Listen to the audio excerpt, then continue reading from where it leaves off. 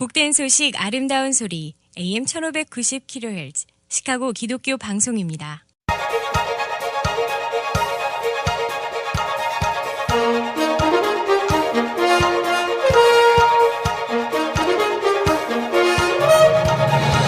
김정일 해설위원의 시사 해설. 세상을 넓게 봅니다. 삶의 지평이 넓어집니다.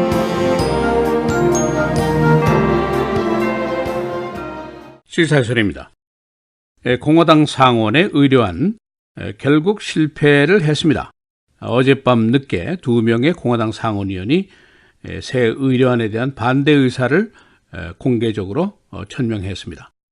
이미 2명이 반대를 표명했고 여기에 반대가 2명이 추가가 됐으니까 통과에 필요한 의원 수가 부족하게 되었습니다.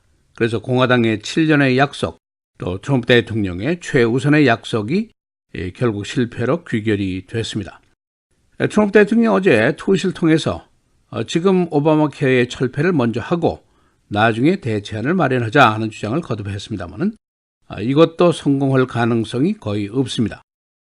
지금 공화당에게 2가지 선택이 남아 있습니다. 첫째는 의료안을 완전히 다시 쓰는 겁니다. 그리고 둘째는 민주당과 오바마 케어의 결점을 보완하는 데 동의하는 그런 방법이 있습니다. 그러나 이것도 시간이 오래 갈 것이고 공화당 보수계의 합의 도출도 쉽지 않을 것으로 여겨집니다. 그래서 오늘은 어제 상원 의료안 반대 의원들의 주장은 무엇인지, 남은 선택은 어떤 것인지, 근본적인 찬성 반대의 내용은 어떤 것인지 종합을 해보겠습니다. 어젯밤 늦게 의료안 통과에 반대한 의원들은 유타주의 마이크 리 상원의원, 그리고 캔서스주의 제리 모런 상원의원 2명입니다. 이미 켄터키주의 랜 폴 상원의원이 반대를 했고 메인주의 수잔 콜린스 의원도 반대 의사를 공개적으로 처음부터 밝혔습니다. 그러니까 총 4명이 반대를 하니까 공화당 의석이 52석인데 과반수 찬성이 불가하도록 되어 있습니다. 민주당 의원 46명, 그리고 독립적인 상원의원 2명, 48명은 전원 반대를 이미 표시했습니다. 이 공화당 상원 총무인 미치 맥코넬 상원의원 어젯밤에 이 안 통과에 실패했다라고 자인을 했습니다. 그러나 트럼프 대통령은 어제 포기를 아직 하지 않았습니다. 그의 트윗을 통해서 지금 일단 실패한 오바마 케어의 철폐를 하자, 그리고 새로운 대체안은 추후에 만들자, 그런 주장을 했습니다. 그러나 이것도 실현 가능성이 높지가 않습니다. 아무리 공화당의 오바마 케어 철폐 약속이 7년이나 끌어온 것이지만 대안이 없는 철폐, 이것은 매우 무책임한 일로 여겨질 수가 있습니다.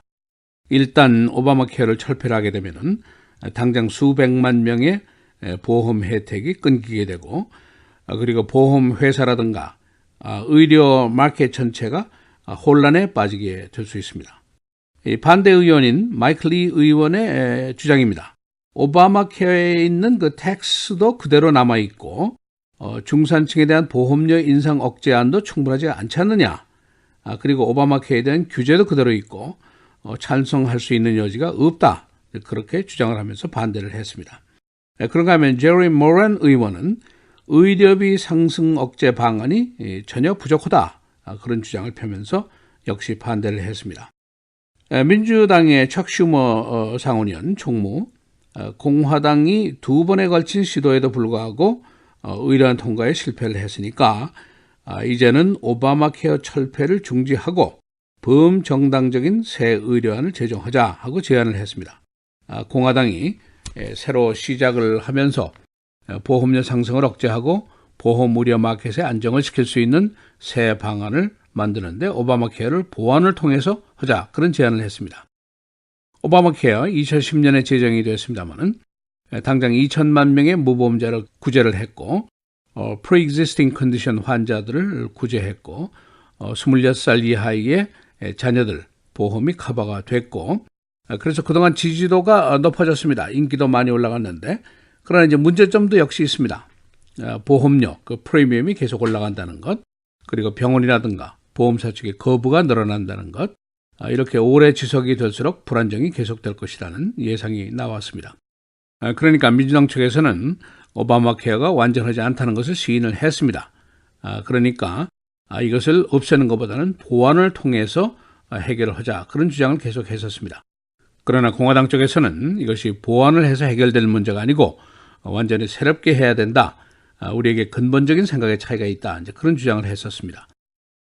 이제 공화당 측의 반론이 있습니다. 어떻게 인구가 3억 3천만 명인 나라에서 7,500만 명이 메디케이를 타면서 공짜 의료 혜택을 받느냐, 이제 그런 질문입니다. 푸드스탬프도 공짜고 아파트도 공짜고 병원도 공짜고 약품도 공짜고 이러다가 나라 망친다, 결국 의료 제도가 붕괴할 것이다, 그런 우려를 하고 있습니다. 그리고 왜 부자가 세금을 더 내야 하느냐, 왜 국가 부채 19조 달러는 생각을 안 하느냐, 왜 만성 적자 국가에서는 생각을 하지 않느냐, 왜 보험 가입이 의무화돼야 되느냐, 이제 그런 반문을 하고 있습니다. 그러나 이제 CBO 의회 예산국의 조사에 따르면은 만일 오바마 케어가 철폐가 된다면은 앞으로 10년 동안 2,200만 명의 무보험자가 양산이 될 것이다. 그리고 국가 예산 적자를 줄이는 데는 10년 동안 3,200억 달러 정도만 할 수 있다, 그런 조사 결과를 내놨습니다. 그러니까 여론조사에서도 63대 27이 나왔는데, 가난한 사람에 대한 의료 혜택을 주는 게 중요하느냐 아니면 감세가 중요하느냐, 그런 질문을 해보니까 가난 구제가 더 중요하다 하는 사람이 63, 감세가 중요하다는 것이 27, 이렇게 나왔습니다. 이 공화당 의원들조차도 그 출신주, 보통 레드 스테이트입니다. 보수적인 주지만은 만일 메디케이드를 그야말로 한 8천억 달러를 깎는다면은 농촌 지역의 병원들이 모두 문을 닫게 됩니다.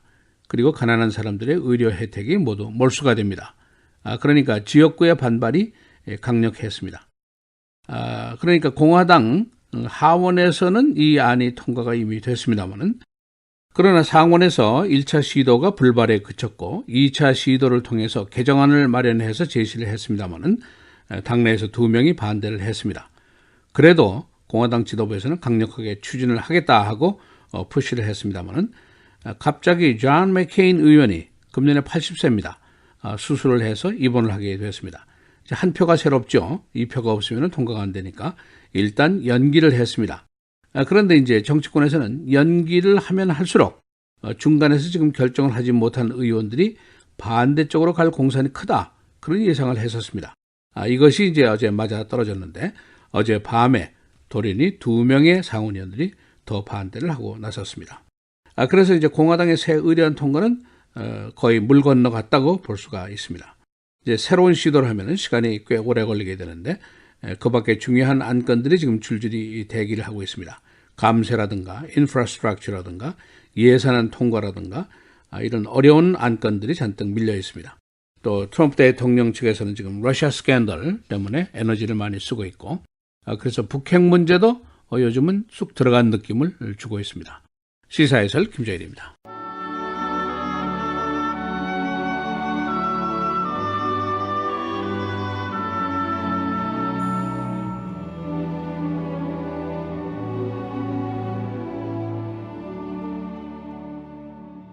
오직 성령의 열매는 사랑과 희락과 화평과 오래 참음과 자비와 양성과 충성과 온유와 절제니 이 같은 것을 금지할 법이 없느니라.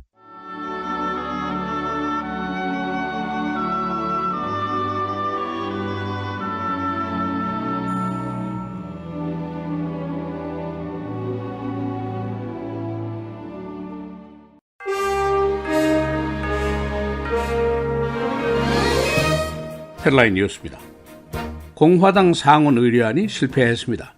어젯밤 2명의 공화당 상원 의원이 추가로 의료안에 대한 반대를 발표했습니다. 이로써 새 의료안은 현실적으로 통과가 불가능해졌습니다.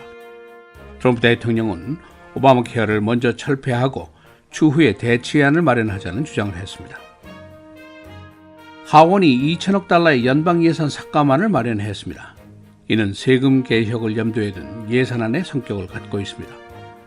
공화당 내 보수계는 대대적인 예산 삭감으로 지출을 줄여서 균형 예산을 마련하자는 주장을 해왔습니다. 이 안이 본회의를 통과할지의 여부는 아직 미지수입니다.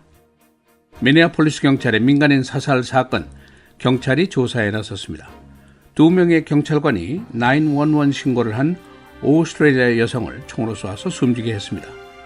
이 여인은 골목에서 성추행 위협을 당했었습니다. 담당 경찰이 왜 신고자를 쐈는지가 조사되고 있습니다. 월마트이 가발 판매 웹사이트에 인종 모욕 광고를 게재했습니다. 이 가발의 색깔을 표현하면서 인종 비하 언어를 사용한 것입니다. 월마트는 이 판매가 제3자의 위탁 판매였다고 밝히고 이에 대한 사과를 했습니다. 트럼프 대통령이 비대통령적이다라는 의견이 70%나 됐습니다. ABC 조사에 따르면 그에 대한 반감이 백인 고학력 그룹에서도 55%나 나타났습니다.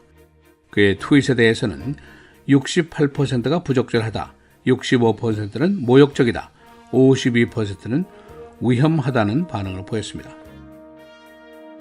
시카고시 수도국의 전 국장이 시청 이메일에서 인종적 모욕 언어를 사용해서 시 감사실이 조사를 벌이고 있습니다.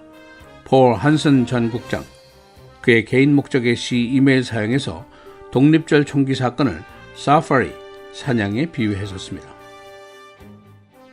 브루스 로너의 수행 비서도 인종적 모욕 언어를 그의 소셜미디어에 사용했었습니다. 그는 출근 첫날 이 사태로 해고를 당했습니다. 벤 트레시, 그는 흑인과 동성애자 모욕 발언을 그의 소셜미디어에 올렸었습니다. 일리노이 수해가 며칠 더 계속이 됩니다. 데스플레인 리버의 수위는 다소 낮아졌습니다만 심수 수위가 며칠 더 계속되고 금주에 또 비가 내릴 것으로 예보가 되었습니다. 맥켄리 그리고 케인 카운티의 일부 지역 재해 구역은 그 상황이 계속되고 있습니다. 날씨입니다. 오늘 맑고 흐리고 최고 82도, 수, 목, 금, 토 계속해서 맑고 흐리고 한때 비, 수요일의 최고는 82도, 목요일 88도, 금요일 86도, 토요일은 87도입니다.